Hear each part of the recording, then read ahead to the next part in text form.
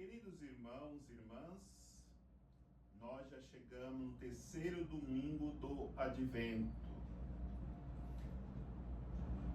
Como eu havia falado na liturgia do primeiro domingo, as duas primeiras semanas refletiríamos sobre a parousia, a segunda vinda do Senhor.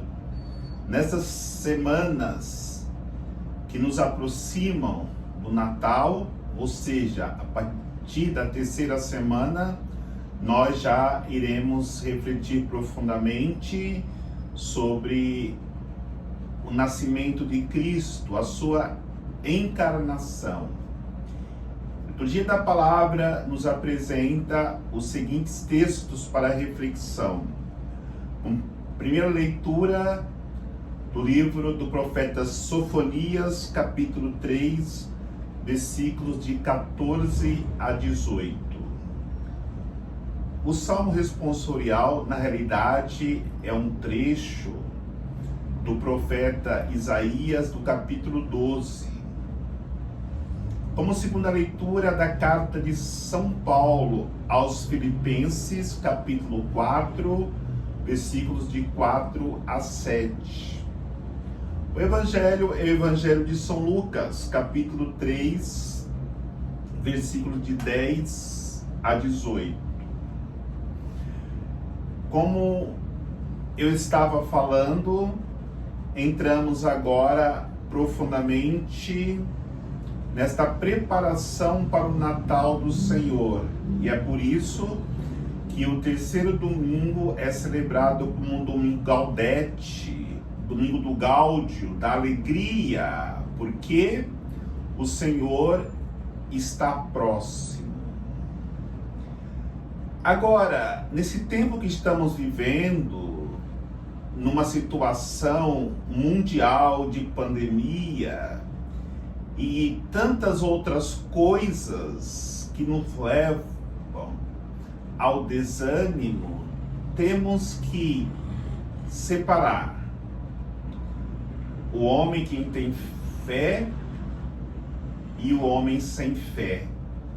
Porque falar de alegria para quem não tem fé, numa situação que estamos vivendo, é quase impossível.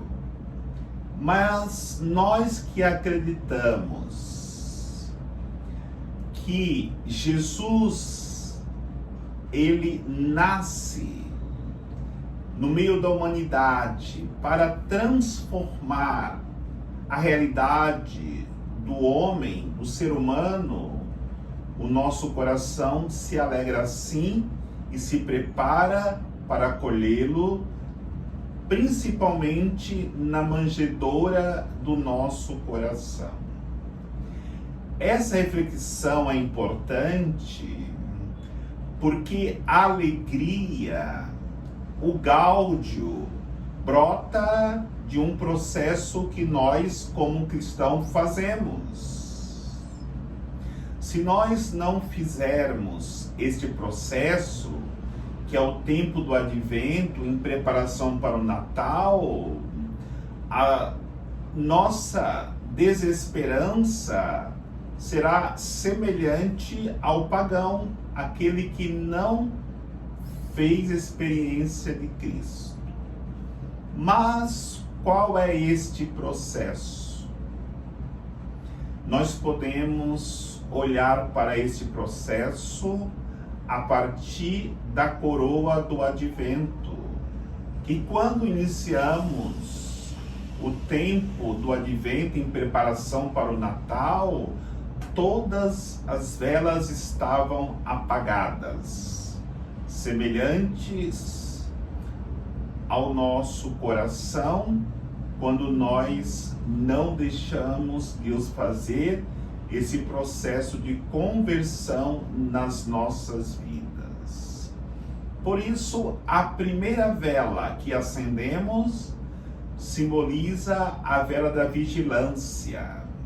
Nós vamos vigiar mesmo em meio a todas as dificuldades, para que possamos, na vigilância, estarmos preparados na noite de Natal para acolher Jesus que nasce. No segundo domingo do Advento, acendíamos a segunda vela, que é a vela da conversão. Entramos no tempo do Advento, num processo de conversão, e o nosso coração, para estar iluminado na noite do Natal, é preciso que mudemos muitas coisas nas nossas vidas. Renunciamos muitas realidades que não pertencem a Cristo, embora ainda pertença à nossa vida. E por isso precisamos mudar o rumo, para que possamos assim fazermos a experiência do Senhor que vem ao nosso encontro. Hoje nós acendemos a vela da alegria. É outro passo nesse processo, porque quando buscamos a conversão do coração, mesmo que vivamos num mundo voltado para o pecado, para as trevas, a alegria é a arma do cristão para mostrar que ele está confiante em Cristo que veio para salvá-lo. E no próximo domingo nós acenderemos a quarta vela e a coroa estará totalmente iluminada, e a quarta vela simboliza o Emmanuel, Deus conosco, que já estará muito próximo de nascer na manjedoura e de maneira muito particular hoje, na sua encarnação, nascer na manjedoura do nosso coração. Por isso, entendamos, através da liturgia da palavra, é a graça de Deus que nos faz sentirmos a alegria e a esperança. Já olhando para a primeira leitura do profeta Sofonias, se lermos o livro do profeta Jeremias, ele passa o tempo inteiro acusando os juízes, os governadores, os maus pastores de explorar o povo e viver uma infidelidade a Deus. No entanto, hoje no texto que a liturgia nos apresenta, ele traz a mensagem de esperança. Por quê? Porque o Senhor vai chegar, o Senhor virá. Mas essa mensagem de esperança que o profeta Sofonias, no final do seu livro, apresenta, não é por causa da mudança de vida dos pecadores. Os pecadores continuam pecando. Mas Deus, na sua infinita misericórdia, vem ao nosso encontro porque Ele tem esperança que nós, pecadores, mudamos de vida e experimentemos a alegria da sua presença real no nosso meio, através do seu Natal e da sua encarnação. Porque nós sabemos, Deus não quer a morte do pecador. Deus quer sim a destruição do pecado, mas não quer destruir o pecador. Deus quer restaurar o pecador para que ele possa sentir a alegria de um Deus que o ama e vem ao seu encontro. Outra realidade de entendermos que seja alegria, nós encontramos na segunda leitura, quando São Paulo diz: alegrai-vos sempre no Senhor. Repito, alegrai-vos sempre no Senhor. Por que São Paulo fala para nos alegrarmos do Senhor? Porque o Senhor está próximo. No entanto, olha o testemunho de São Paulo. Ele diz: alegrai-vos no Senhor, não porque ele estava numa vida plena de bens materiais, não porque tinha arrumado um bom emprego, não porque tinha vencido seus inimigos, mas ele diz: alegrai-vos no Senhor, porque o Senhor está próximo. Exatamente, é esta realidade que tem que fazer com que a alegria esteja presente em nossas vidas. Não porque conquistamos coisas neste mundo, não porque conquistamos prosperidade neste mundo. É claro que a prosperidade significa a pessoa humana, mas, no entanto, é necessário que essa prosperidade seja através da graça e da bênção de Deus. E aí, não esqueçamos que tudo aquilo que nós conquistamos foi porque Deus nos abençoou. E por isso São Paulo se alegra no momento difícil na sua vida. São Paulo, quando ele diz alegrai-vos no Senhor, ele está preso em Éfeso, e ele envia uma carta para Filipos, para a comunidade de Filipenses, que é a leitura de hoje, dizendo que devemos sempre se alegrar no Senhor. Talvez, como eu dizia no começo, quem não tem fé jamais vai entender a atitude de São Paulo, mas a comunidade que ele enviou a carta de Filipos, os filipenses, eles acreditaram profundamente e se alegraram no Senhor, porque quem estava enviando para eles aquela carta foi exatamente alguém que deu muito testemunho de fidelidade e compromisso com o reino de Deus.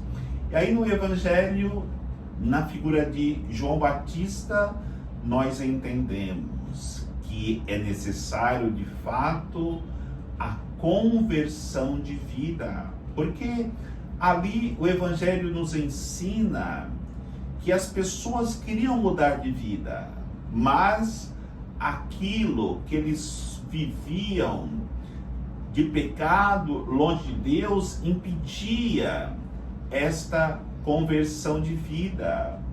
Por isso o Evangelho nos ensina.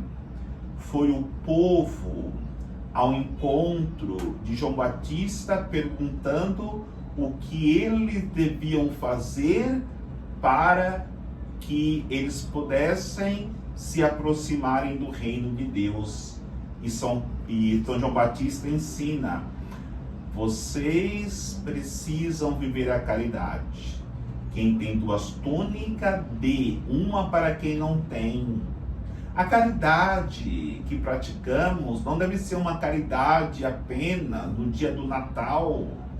A caridade deve ser constante, porque todos os dias tem pessoas necessitadas. E por isso, a caridade não pode ser, na vida da pessoa, temporal, mas permanente. A caridade é o melhor caminho para encontrarmos a salvação, o reino de Deus.